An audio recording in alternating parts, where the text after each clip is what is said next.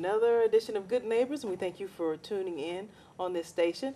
On today, a lot of the programs I've had on, we're asking individuals to support various organizations with your time, of course, with your finances, your resources, and that is, of course, excellent. Make sure you find somewhere that you can give and be an asset, of course, to our community. But this time, we're asking asking people to become a part of and get paid. Now, you're probably like, "Ooh, I want to get in on that," but you might want to hold off for a minute. Now, the individual I'm talking to, he's not going to want you to hold off. He's going to want you to go and fill out the paperwork and be right there. But I am referring to Chief Ritchie. We thank you for being on Good Neighbors. Now, I was calling him the BC of Wichita Falls, the battalion chief for our fire department. And he, of course, is not just high in rank, but high in the standards that he has concerning his job and what he wants, not just for the individuals that work under him, but for the city of Wichita Falls. So, Chief Ritchie, you are the battalion chief for Wichita Falls. What does that mean? We see you're all debonair. Well, what is this? What is your responsibility concerning the fire department? I'm the training chief for the Wichita Falls Fire Department. With that comes, I'm in charge of our first responder program, our emergency medical program, our hazmat program, hazardous materials, and our safety program for our firefighters.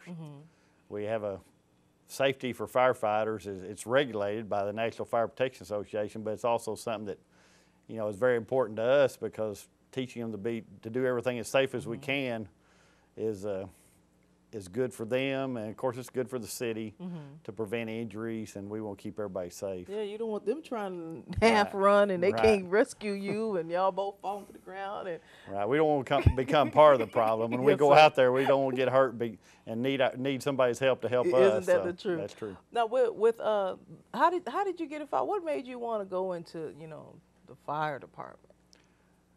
Well, I guess when I got out of... Don't say I just needed a job and they just found me. No, that's not it. When I got out of high school, I worked as a mechanic for a little while, and I was working with a firefighter from the Shepherd Air Force Base, and he told me about it.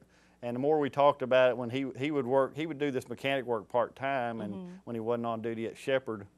And the more he told me about it, the more it sounded real exciting. Of course, when I was a kid, I think I wanted to be a pilot, and I thought, well, he's a firefighter around airplanes, so maybe I'll look into that. And at the time, Shepherd wasn't hiring, and so I came to Wichita Falls, and I lived in Wichita Falls all my life. I said, well, I'll apply with the city, and of course, and I'm very glad I did. It's been a very good career. I've really enjoyed it. And of course, we can tell you enjoyed it and you appreciate it by the time you've been in service. If you don't mind telling us how long you've been in service. Well, since September of '74. Oh, you have it down to a science. Okay. Well, I mean, and it with you being the training chief, you've seen a lot, you've heard a lot, and of course you've done a lot. Now, during this time, and you can correct me, of course, if I'm wrong, ever so often per se, you'll have academies for other individuals to join.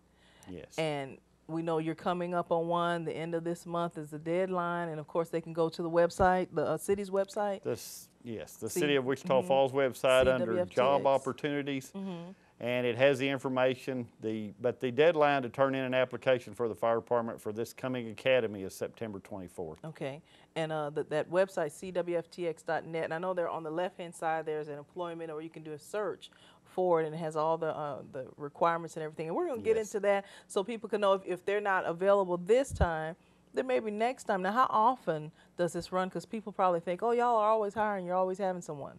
Well, we don't do it on a regular basis because Academy is really an expensive part of the city's budget to train people and the equipment we have to buy for firefighters.